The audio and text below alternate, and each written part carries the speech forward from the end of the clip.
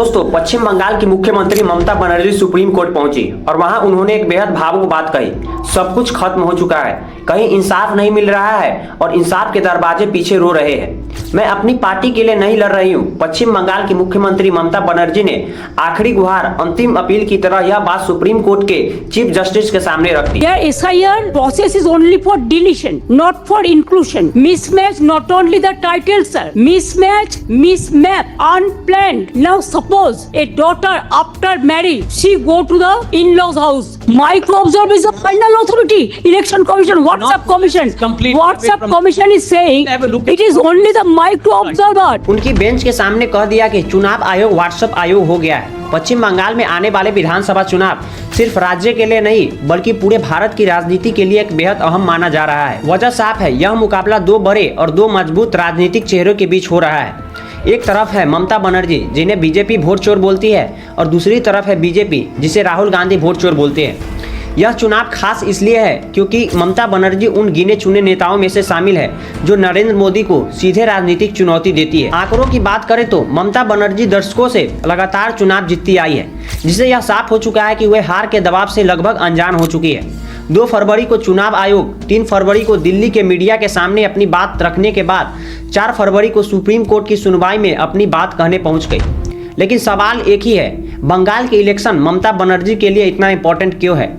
आइए समझते हैं आज की इस वीडियो में। First time in the country's history, a sitting chief minister went and appeared before the Supreme Court to argue her case. What has been alleged by Mamata Banerjee? Charge number 1, we were humiliated by the CEC is what she said in the past.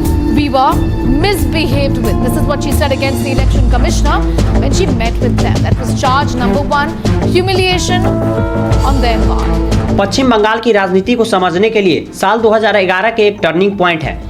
इस साल ममता बनर्जी ने वह कर दिखाया जो दशकों से कोई नहीं कर पाया था। उन्होंने 34 साल से सत्ता में रहने वाली लेफ्ट पार्टी को हराकर एक ऐतिहासिक रिकॉर्ड तोड़ दिया।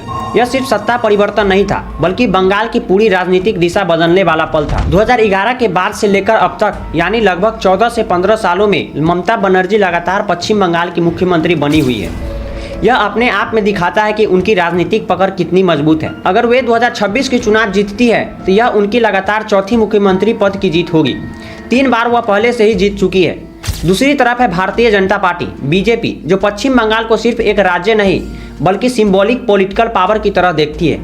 यही वजह है कि बंगाल में होने वाली छोटी से छोटी घटना भी नेशनल न्यूज बन जाती है, चाहे वह कोई विरोध प्रदर्शन हो, गिरफ्तारी हो या किसी नेता पर आरोप। बंगाल की राजनीति पूरे देश की निगाहों में रहती है। आज के समय में पश्चिम बंगाल की राजनीति लगभग 2 पार्टी कंटेस्ट बन चुकी है। एक तरफ है टीएमसी जिसकी अगुवाई ममता बनर्जी करती है और दूसरी तरफ है बीजेपी जिसका चेहरा राष्ट्रीय स्तर पर नरेंद्र मोदी है। अगर 2021 के चुनाव के आंकड़े देखें तो ममता बनर्जी की ताकत और साफ हो जाती है। टीएमसी ने 215 सीटें जीती और करीब 48% वोट शेयर हासिल किया।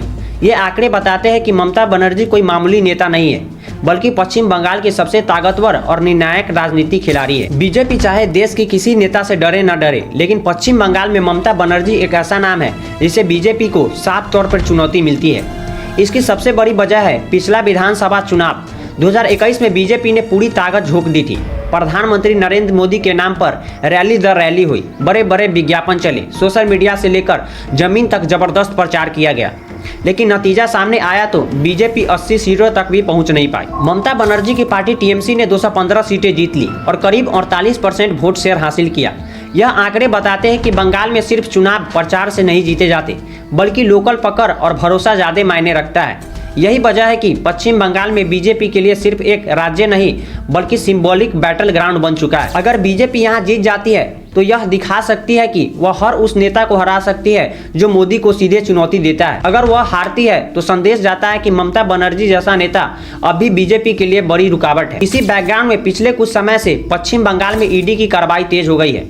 हाल ही में ईडी ने IUPAC Indian political action committee से जुड़ी जगहों पर रेड की।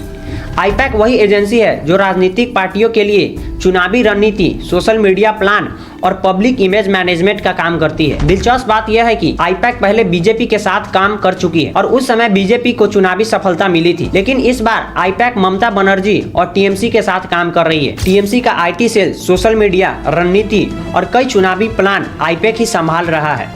यही से विवाद शुरू होता है। विपक्ष का कहना है कि ईडी का रेड का मकसद सिर्फ जांच नहीं बल्कि चुनावी रणनीति तक पहुंचना हो सकता है, यानी यह जानने की कोशिश की कि टीएमसी 2026 का चुनाव कैसे लड़ने वाली है।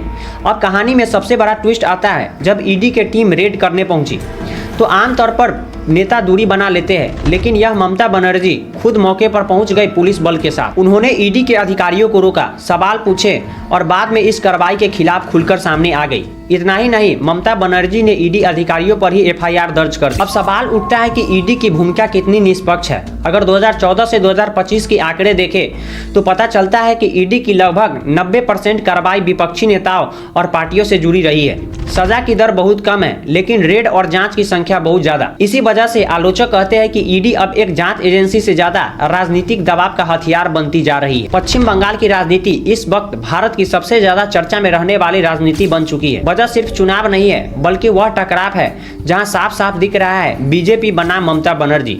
यह लड़ाई सिर्फ सत्ता की नहीं है बल्कि भरोसे, संस्थाओं और लोकतंत्र की दिशा तय करने वाली लड़ाई बन चुकी है। अगर अभी के वोटर डाटा को देखें तो एक बात साफ नजर आती है, आज भी लगभग 40 से 42% वोटर ऐसे हैं जो ममता बनर्जी के पार्टी टीएमसी को सपोर्ट कर रहे हैं। बाकी बचे हुए करीब 58 से 60% वोटर्स अलग अलग पार्टियों में बटे हुए हैं, बीजेपी, लेफ्ट, कांग्रेस और अन्य छोटे दल। इसका मतलब यह हुआ कि भले ही ममता बनर्जी को पूरे वोट न मिले, लेकिन वे आज भी सबसे बड़ा सिंगल पॉलिटिकल फोर्स बनी हुई है। बीजेपी चाहे देश की कई राज्यों में मजबूत हो, लेकिन पश्चिम बंगाल में ममता बनर्जी आज भी एक ऐसी नेता है जिससे बीजेपी को खुलकर डर लगता है। यह डर हवाई नहीं है बल्कि पिछले चुनावों के नतीजे पर आधारित है। 2021 के विधानसभा चुनाव में बीजेपी ने पूरी ताकत लगा दी थी। Rally, road show, social media, TV ad, हर जगह मोदी ब्रांड का इस्तेमाल हुआ। इसके बावजूद बीजेपी 80 सीटों की आंकड़ा भी पार नहीं कर पाई, जबकि टीएमसी ने 215 सीटें जीती। यही वजह है कि यह चुनाव बिहार या हरियाणा जैसे नहीं है जहां बीजेपी आसानी से जीत दर्ज कर ले। पश्चिम बंगाल में मामला कई ज्यादा कठिन हो जाता है। भले ही राष्ट्रीय स्तर पर बीजेपी का हवा चल रही हो, लेकिन बंगाल में जमीन पर हालत अलग है। अब बीजेपी का जो मुख्य नैरेटिव है वो यह है कि ममता बनर्जी की सरकार पश्चिम बंगाल में भारी स्तर पर करप्शन चला रही है। बीजेपी का आरोप है कि राज्य में गुंडागर्दी बढ़ गई है, सरकारी सिस्टम पार्टियों के इशारों पर चलता है और विरोध करने वालों को दबाया जाता है। लेकिन दूसरी तरफ बीजेपी पर भी लगातार गंभीर आरोप लगते आए हैं, चाहे वह नेताओं पर लगे क्राइम का आरोप हो, पुलिस की चुप्पी हो या फिर सत्ता का दुरुपयोग के मामले में। ममता बनर्जी अपने बचाव में कुछ बड़े दावे करती है। उनका कहना है कि उनके सत्ता में आने के बाद राज्य में अनएम्प्लॉयमेंट रेट करीब 40% तक कम हुआ है। इसके अलावा वे यह भी दावा करती है कि महिलाओं में सबसे ज्यादा आजादी, सरकारी मदद उनके शासन में ही मिली है, जैसे कन्या राशि, लक्ष्मी भंडार जैसी योजनाएं। हालांकि ममता बनर्जी के बयानों में विरोधाभास दिखता है। जब भी पश्चिम बंगाल में महिलाओं के खिलाफ कोई गंभीर अपराध होता है तो कई बार वे पीड़ितों पर ही सवाल उठाती नजर आती है, जिससे उनकी आलोचना भी होती है। यानी एक तरफ महिला का सशक्तिकरण का दावा और दूसरी तरफ संवेदनशील मामलों में विवादित बयान। अब आते हैं इस पूरी कहानी के सबसे बड़े विवाद पर। इलेक्शन कमीशन और वोटर लिस्ट। ममता बनर्जी ने सीधे आरोप लगाया है कि बीजेपी चुनाव आयोग के साथ मिलकर उनके खिलाफ साजिश कर रही है। उनका कहना है कि बड़ी संख्या में टीएमसी समर्थकों के नाम जानबूझकर वोटर लिस्ट से हटाए जा रहे हैं। कुछ समय पहले चुनाव आयोग ने स्पेशल इंटेंसिव रिवीजन SIR नाम प्रक्रिया शुरू की थी। इस प्रक्रिया के तहत पूरे राज्य में वोटर लिस्ट से गहन जांच की गई। नतीजा यह निकला कि लगभग 58 लाख वोटर के नाम लिस्ट से हटा दिए गए। चुनाव आयोग का कहना था कि ये नाम या तो डुप्लीकेट थे, फर्जी थे या फिर इलीगल वोटर जुड़े हुए थे। लेकिन ममता बनर्जी का दावा है कि यह मास डिलीशन खास तौर पर उन्हीं इलाकों में हुआ है जहां टीएमसी के भारी समर्थक मिलता था। अब कहानी में आता है एक बड़ा टर्निंग पॉइंट। 17 दिसंबर 2025 को कोलकाता के आसपास एक स्लम एरिया में अचानक भीषण आग लग जाती है। इस आग में 300 से ज्यादा परिवार बेघर हो जाते हैं। लोगों का सारा सामान जल जाता है, कपड़े, पैसे, जरूरी कागजात, यहाँ तक कि वोटर ID कार्ड भी। राहत की बात यह है कि किसी की जान नहीं गई, लेकिन यह घटना इसलिए ज्यादा अहम हो जाती है क्योंकि यह वही इलाका था जो चुनाव आयोग के SIR रडार पर था।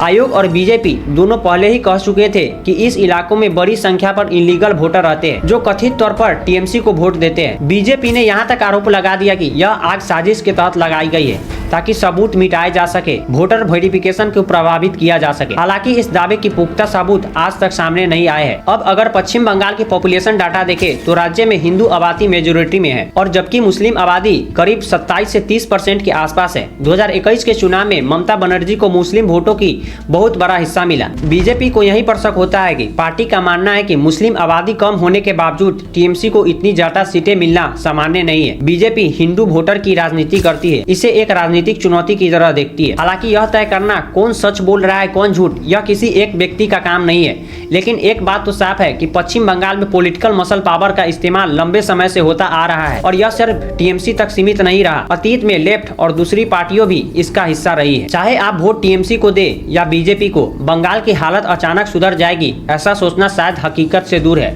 एक तरफ है सत्ता की लंबी पकड़ और दूसरी तरफ है सत्ता पाने की भूख। यह चुनाव विकास से ज्यादा कम और नुकसान चुनने का है। आपके हिसाब से बंगाल के लिए कौन सा विकल्प कम नुकसानदेह है, आप मुझे कमेंट में जरूर बताइए। अगर आपको यह वीडियो पसंद आया हो तो आप एक और वीडियो जरूर देखिए। उसमें मैंने बारामती प्लेन क्रैश को बहुत ही सरल भाषा में समझाया है, स्टेप बाय स्टेप समझाया है, ताकि पूरा मामला आसानी से समझ में आ सके। और वीडियो का लिंक नीचे डिस्क्रिप्शन में भी है। बहुत बहुत धन्यवाद।